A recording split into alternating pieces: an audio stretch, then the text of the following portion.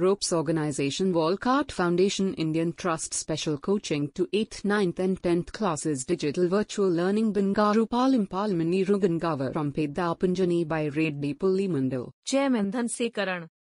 Director Drive Sri Lata.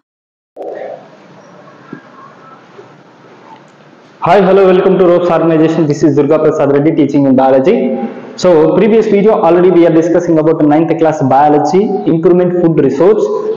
What is meant by crop yield? We have discussed about that. So, in this video we are discussing. Let us continue the topic of improvement food resource. So, in this video we are discussing about the fooder crops. So, as fooder crops ante ఏవి అంటే food కి సంబంధించినటువంటి crops ఎలాంటివి ఏవి develop చేస్తున్నాం. So దాన్ని మనం ఈ వీడియోలో డిస్కస్ చేసుకోబోతున్నాం. So what are the fodder crops? అసలు ఫుడర్ క్రాప్స్ ఏవేవి ఉన్నాయంటే so crops that are cultivated primarily for animal feed. So fodder crops అంటే ఏంటంటే ఏవైతే సో ప్రైమర్ గా అనిమల్స్ కి నీడెడ్ ఏవైతే ఉంటాయో అలాంటి క్రాప్స్ ని డెవలప్ చేస్తే దాన్ని ఫుడర్ క్రాప్స్ అంటాం. క్రాప్స్ దట్ ఆర్ కల్టివేటెడ్ ఏవైతే పంటలు పండిస్తున్నామో అవి వేటికి ఉపయోగపడాలి? ప్రైమర్ ఫర్ అనిమల్ ఫీడ్ అంటే అనిమల్ కి ఫస్ట్ ప్రైమర్ గా ఫీడ్ అయ్యేటటువంటి క్రాప్స్ నే ఫుడర్ క్రాప్స్ అంటాం. Example berseem, oats or Sudan grass like this. So ఇలాంటి గ్రాస్ స్పీసీస్ అన్ని కూడా ఏంటంటే గడ్డి జాతికి సంబంధించినటువంటివన్నీ కూడా సో ప్రైమర్ గా వేటికి ఉపయోగపడతాయి అంటే సో జంతువులకి ఉపయోగపడతాయి. అంటే జంతువులకి మొట్టమొదటిగా ఉపయోగపడేటటువంటి ఆ పంటల్ని ఏమని పిలుస్తున్నామంటే ఇక్కడ మనము ఫుడర్ క్రాప్స్ అంటున్నాం. So that is called fodder crops. So ఇవి ఎక్కువగా మనము ఫుడర్ క్రాప్స్ గురించి డిస్కస్ చేస్తూ ఉంటాం. సో నెక్స్ట్ వన్ ఇక్కడ ఏంటంటే సో ఇక్కడ మనం తీసుకున్నటువంటి different crops require the different climatic conditions. So general గా ఏంటంటే ఇప్పుడు ఫుడర్ క్రాప్స్ తీసుకుంటే ఈ ఫుడర్ క్రాప్స్ కూడా మనకి ఏంటంటే డిఫరెంట్ కండిషన్స్ లో లేదా డిఫరెంట్ క్లైమాటిక్ కండిషన్స్ మీద డిపెండ్ అయి ఉంటాయి. So different crops require different climatic conditions అంటే ఒక్కొక్క క్రాప్ కి ఏంటంటే ఒక్కొక్క రిక్వైర్మెంట్ ఆఫ్ టెంపరేచర్ కానీ లేదా ఒక్కొక్క రిక్వైర్మెంట్ ఆఫ్ క్లైమాటిక్ కండిషన్స్ కూడా ఇంపార్టెంట్. అంటే ఒక క్రాప్ డెవలప్ అవ్వాలంటే దానికి ఒక సపరేట్ క్లైమాటిక్ కండిషన్స్ అనేవి ఉంటాయి. అన్ని క్రాప్స్ ఒకే క్లైమాటిక్ కండిషన్స్ కి డెవలప్ కావు. ఇప్పుడు ఫర్ ఎగ్జాంపుల్ సో మనం ఏదైనా ఒక వెజిటేబుల్ క్రాప్ కానీ లేకపోతే ఫర్ ఎగ్జాంపుల్ ఫ్లవర్ స్పీసీస్ తీసుకున్నాం.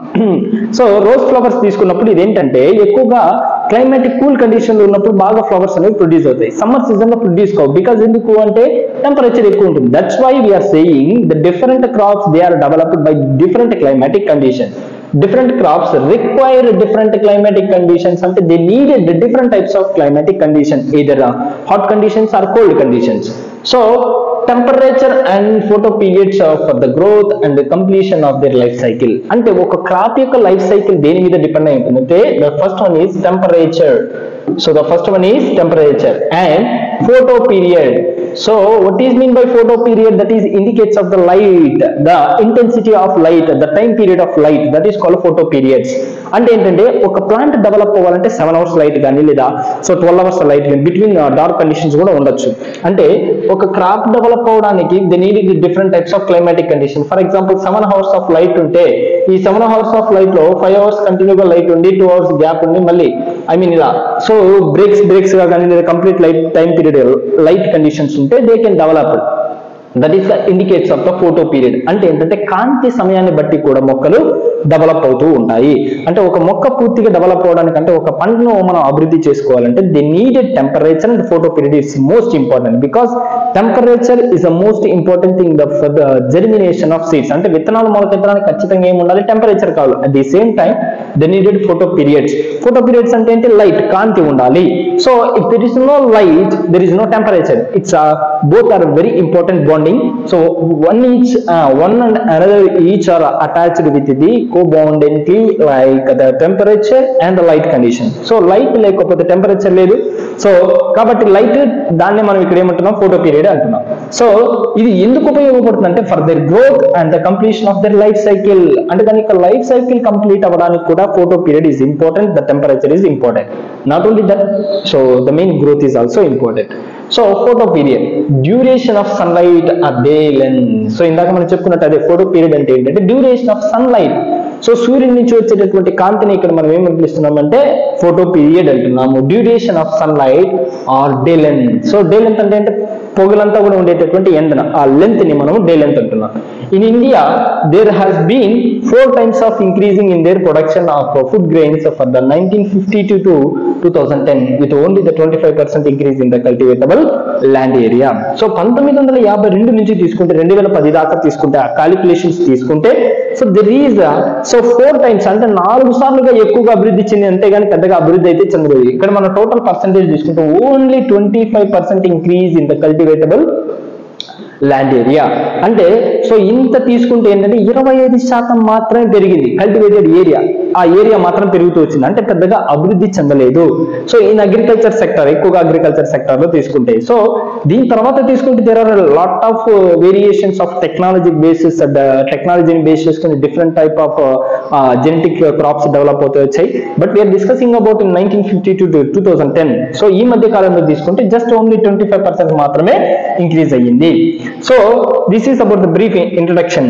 సో నెక్స్ట్ మనం ఇక్కడ తీసుకుంటే so rabi season. Rabi season లో ఏంటి, రబీ సీజన్ లో ఎలాంటి క్రాప్స్ డెవలప్ అవుతాయి, ఏవేవి మనం డెవలప్ చేసుకోవచ్చు. Rabi season means winter season. So చలికాలం రబీ సీజన్ అంటాము, వింటర్ సీజన్.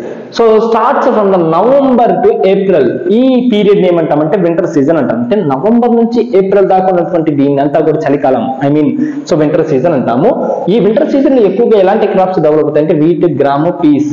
సో నెక్స్ట్ వచ్చి mustards, linseeds are rabi crops. So వీటిని ఏమని పిలుస్తామంటే రబీ క్రాప్స్ అంటాం. ఇలాంటి క్రాప్స్ ఎక్కువగా డెవలప్ అవడానికి ఛాన్సెస్ ఉంటాయి వీటిలో. అంటే సో రబీ సీజన్ లో కానీ లేదా వింటర్ సీజన్ అంటాం. ఎగ్జాంపుల్ ఏదైతే అంటే వీట్ కానీ, గ్రామ్ కానీ, పీస్ కానీ, లేకపోతే మస్టర్డ్స్, సో లేదా లైన్ సీడ్స్. ఇవి ఎక్కువగా ఏ సీజన్ లో డెవలప్ అవుతాయి అంటే రబీ సీజన్ లో, ఐ మీన్ వింటర్ సీజన్ లో డెవలప్ అవుతాయి. అలాంటి టైంలో ఎక్కువగా ఇలాంటి రబీ క్రాప్స్ ని డెవలప్ చేస్తాం. బికాజ్ ఎందుకంటే these crops needed the winter season, అంటే దానికి ఏంటంటే ఎండ తక్కువ ఉండాలి, చలి మంచు అనేది ఎక్కువ ఉండాలి.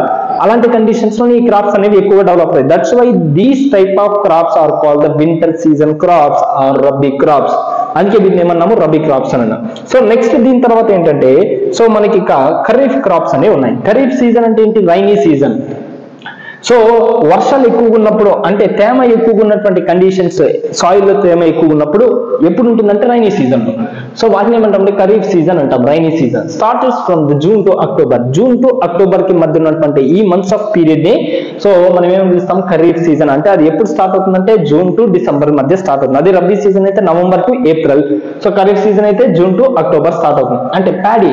సో ప్యాడీ అంటే ఏంటి, దానా. అంటే మనకు తెలుసు కదా వరి. సో వరిని ఏమని పిలుస్తామంటే ప్యాడీ అంటాం. నెక్స్ట్ సోయాబీన్, నెక్స్ట్ వచ్చి పియాన్ పీల్, next maize, cotton, green gram and black gram and kharif crops. So వీటిని ఏమని పిలుస్తామంటే ఖరీఫ్ క్రాప్స్. సో ఇవన్నీ కూడా ఏంటంటే ఖరీఫ్ క్రాప్స్. సోయాబీన్ కానీ లేదా సో పిగాన్ పీస్ కానీ లేదా మైజ్ కానీ లేకపోతే కాటన్ గ్రీన్ గ్రామ్ కానీ సో నెక్స్ట్ వచ్చి ప్యాడీ కానీ ఇవన్నీ కూడా ఏంటంటే ఖరీఫ్ సీజన్ లో డెవలప్ అయ్యేటటువంటి, I mean which is needed to the rainy season. అంటే వీటికి ఏంటంటే ఎక్కువ మాయిశ్చర్ కావాలి, అంటే ఎక్కువ వాటర్ కండిషన్స్ కావాలి. అంటే ఇవి సమ్మర్ లో డెవలప్ అవుతుంటే కావు, మరి ఎప్పుడు డెవలప్ అవుతాయి, రైనీ సీజన్ లో మాత్రమే డెవలప్ అవుతాయి. సో ఇలాంటి వాటిని ఏమని పిలుస్తామంటే ఇలాంటి సీజన్ లో డెవలప్ అయ్యే వాటిని ఏమని పిలుస్తాం మనము ఖరీఫ్ క్రాప్స్ అని కూడా పిలుస్తాము. సో ఈ వీడియోలో మనము సో రబీ సీజన్ క్రాప్స్ ని డిస్కస్ చేసుకున్నాము. నెక్స్ట్ వచ్చి ఖరీఫ్ సీజన్ క్రాప్స్ ని కూడా డిస్కస్ చేసుకున్నాం. సో దీనికి సంబంధించిన మీకు ఏదైనా డౌట్ అనిపిస్తే కామెంట్ బాక్స్ లో కామెంట్ చేయండి. So thank you అనడా.